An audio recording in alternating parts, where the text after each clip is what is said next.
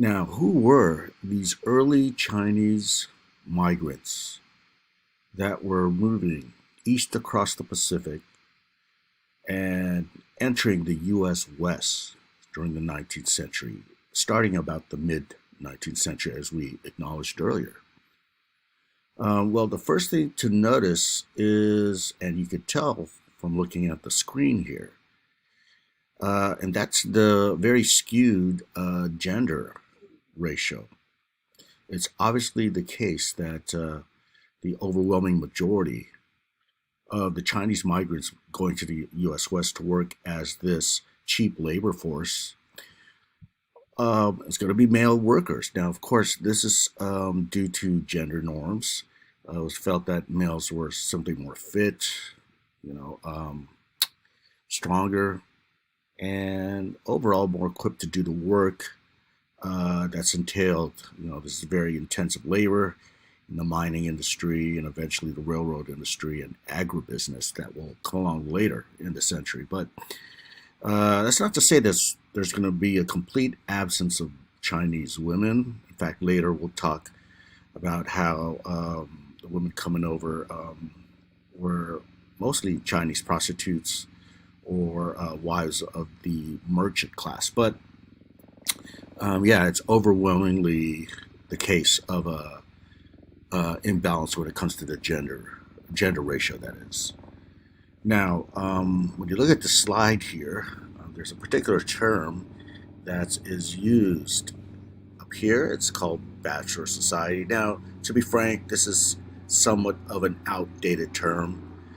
This term was used when Asian American studies and Asian American history was just starting to form as academic disciplines. So we're talking the 90s, 1990s.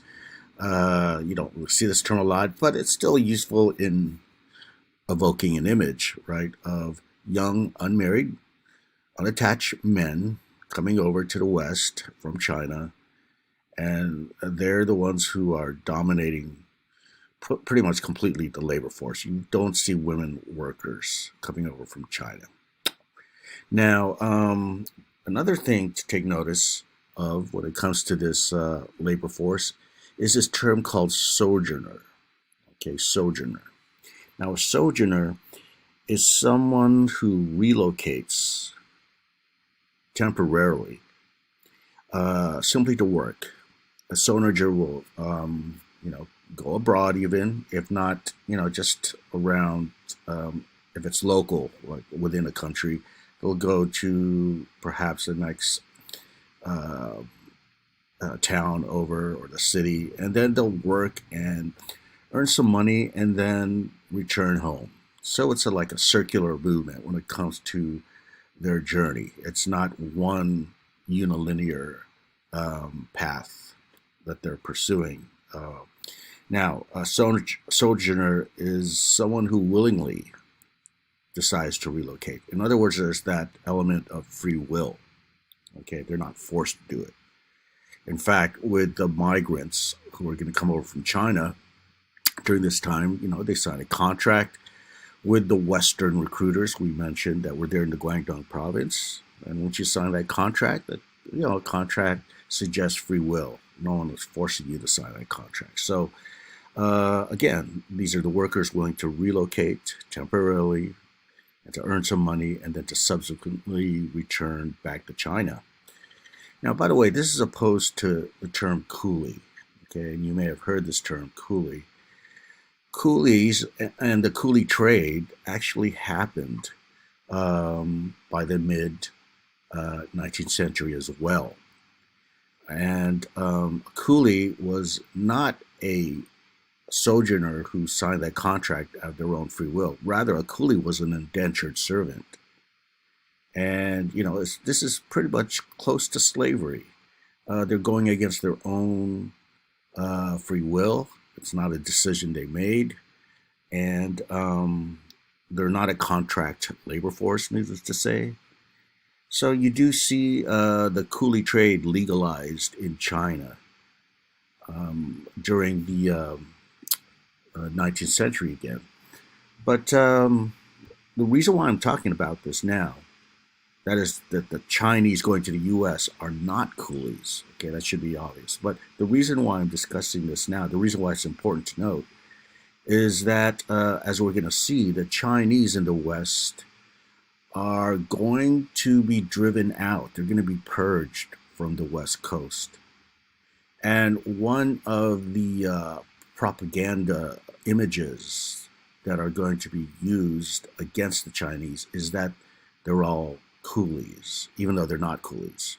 The advocates and the political leaders who want them out of China, excuse me, who want them out of the West Coast and to send them back to China are going to accuse them as being slaves, as being coolies, and, they're going to say, we do not want slaves in our country. We do not want coolies in the United States. So obviously, this is fodder for propaganda, this whole coolie trade. Now, this is a way of branding the Chinese as being slave like or being slaves. Okay, so again, they're voluntarily coming over. It's not under duress or these servile contracts that are associated with coolies. And indeed, many of them paid for their own passage to the United States. The cost was quite expensive for those standards. $50, which if you converted it today, it'd be about $500. And oftentimes these sojourners could barely afford that. They had to sell all their belongings, they had to save up a long time, or they had to borrow money from these lenders in the Guangdong province who profited, by the way, because they put considerable interest rates into this loan to pay for that. So a typical case would be the sojourners leaving Hong Kong, usually is a general point of departure for California. They sailed on these American ships, sometimes British ships, but mostly American ships. And by the way, that was a very profitable business too, the shipment of the Chinese across the Pacific and the whites too in this trans-Pacific journey, which took about a month or two. And in these ships, the Chinese passengers were forced to stay at the very bottom, below the deck of, the crowded ships. And oftentimes the conditions were terrible. Okay. The Chinese were disappointed to see that, they did not have any, comfort, right? Below there. Some of them remarked that they were like slave ships. All right. Now, in the beginning, when they first came, it's important to note that they were not all greeted with hostility that would characterize their later experiences that I just mentioned when they began to be purged. Indeed, American capitalists encouraged the migration of Chinese, right? We do know that now. And later on, they're going to extol the virtues. They're going to sing hymns of praises of how the Chinese are hard workers and able to tackle these hard jobs. Okay, but as you could kind of anticipate, with continued westward movement coming over later on, especially after the Civil War. Okay, let's remember the first ones are coming to the 19th century West before the Civil War. Okay, so the Civil War breaks out in 1861. So after 1865, when the Civil War ends, you're going to see more and more Americans moving west, and they want the jobs that Chinese have, for example, on the railroad. So this is going to spark and ignite racial hostilities. And here's where you're going to see them being accused of coolies, by the way. And this is going to be a change. At first, like I just said, they're they're pretty friendly towards the Chinese. That's not to say there's no prejudice, but there's no widespread hostility. But that's something that starts to gain traction the longer the Chinese stay. Now, I just previously mentioned that there were some women coming over But this is a very small fraction of this whole Chinese migration during the 19th century. Two groups of women that were coming over to the U.S. West were Chinese women prostitutes, and they're coming over there to service, the Chinese men that are there. But even, by the way, some Americans. Okay, so they're coming over in this basically a sex trade, right? And the other group were the wives of merchants, Chinese merchants. And of course, these merchants are servicing the needs of Chinese men, again, the Chinese laborers. So these are the two groups. Now, when we talk about merchants, okay, this is something that's important to note. Wherever you see the miners congregate, you'll see the Chinese merchants open up stores and shops to provision the Chinese laborers, right? To serve you know, their recreational needs, their social needs, certainly their desired foods from back in China. And in fact, you see merchants importing a variety of ingredients needed for, say, Chinese meals, Chinese cooking, right? Things like, of course, rice, but also noodles, beans, vinegar, bamboo shoots, dried mushroom, salted fish, all the stuff that, needless to say, is not found in abundance in the United States, right? So they bring over all the stuff, and also, Chinese clothing, various Chinese commodities, we could say, that, um, again, were desired by these Chinese in the U.S. West. So, it's important to emphasize the importance of the Chinese merchant class in the West because they made it possible for the Chinese immigrants to be surrounded by all the essential and familiar items of their own material culture practiced in China. And indeed, such merchants became the wealthiest members and the most important leaders of any community that was able to be fashioned in the U.S. West. Now, with the introduction of the Chinese merchant class, I'd like to introduce an important term that actually describes a lot of immigration today, contemporary immigration. And I should mention that it simply is not applied to Asian immigration to the U.S., it applies to many different ethnic groups across the world.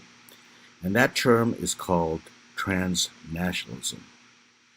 Transnationalism, as stated in the slide, refers to the social field that allows immigrants to span the border of both countries in their everyday experiences. So you have a given immigrant, in this case, we're talking about Chinese immigrants. So transnationalism describes those circuit of linkages that connect the Chinese immigrant with their home country, but also their host country. So it's a way of imagining the everyday experiences of the Chinese, let alone other immigrants, right? Especially, as I mentioned today, whereby it's not like they are arriving to the U.S. and they are coming fully assimilated to the point where their identity and their culture completely dissolves and they become part of the quote melting pot. When you think about that metaphor of melting pot, which used to be prominent as a metaphor before, let's say, 1965, and there's a reason for that date. It's because of a very important immigration law that passes, and we'll discuss that later in this course. But immigration before 65, whenever you talked about immigrants, you tended to use the term melting pot, which suggested everything turns into all these different immigrants, right? They all their original identities and cultural affiliations and all that stuff, it melts away, right? And everyone becomes American. They become fully assimilated. Now, transnationalism as a way to look at immigration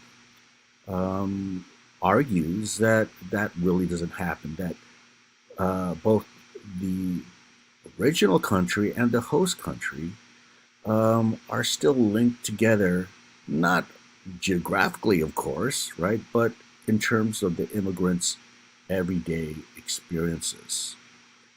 Okay, so that's what it means when it says, it allows immigrants to span the border of both countries in their everyday experience. So, what are some examples of this? What allows an immigrant, let's say today, to have experiences in their everyday life whereby, it's not just fully American, nor is it fully their original home country?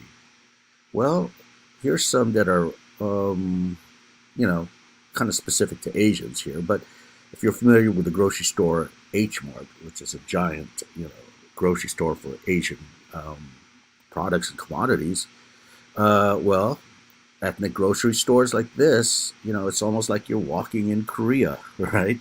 In a Korean grocery store, it's as if you're in Korea, but you're not. You're in the United States, right? Or even turning on your TV and your cable, like Cox Cable, is providing, let's say, Filipino cable channels or cable channels from India that allows you to experience India or the Philippines, right, as you watch TV. Or even things as simple as sending remittances or, money back home to your family and helping them out, right? So you can see it's bridging both worlds. It's like this dual incorporation into both countries. Now, needless to say, this is enabled because of technology. It becomes heightened transnationalism, the transnational experience. Um, and before, let's say during the 19th century again, if you think about an immigrant coming from Italy, an immigrant coming from Greece, well, it's a lot harder for them to experience Greece or Italy in New York City, right, in the Bronx. Okay, they do open, some stores and restaurants, but it's the experience is not as accentuated as it is with, say, H Mart, right? There's always that element of American culture spilling over into these early um, kinds of, let's say, Italian groceries or Italian restaurants, right? But with technology and especially with communications, right, like something like Skype, right, or FaceTime, where you could, talk to someone, in real time without giving consideration to time and space, right? The distance. Well, that's a perfect example of a transnational experience talking to, let's say, your brother who's back in Korea, right? While you're in California. Okay. All right. So the argument being made here is these early Chinese stores, Chinese, they call them gold mountain firms, okay, which is the businesses that handle the new demand for Chinese goods for the sojourners in America. The gold mountain firms were early examples. They're precursors to what we call transnationalism today. Okay, um, so they um, are precursors, and therefore, you could say that the Chinese found ways to forge transnational connections that were basically going to be the standard immigrant experience, 100 years later, right, in the United States. Okay, so again, let me repeat that the transnationalism refers to those multiple strands that interconnect the migrant from his or her place of origin and his or her place of settlement, right? It's almost like you could be here and there at the same time. And again, it challenges classic ideas of migration. I say classic, like, standard or conventional, you know. And when you think of the classic models of migration, you think of movement, again, from one place to another in a unilinear fashion.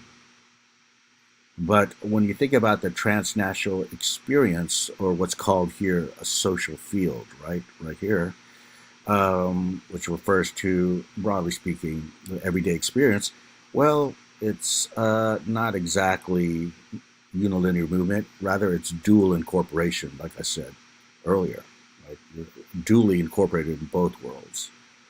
Okay, so in this case, the argument being made is that the Chinese experience in California and the West Coast actually forged these transnational circuits of experience.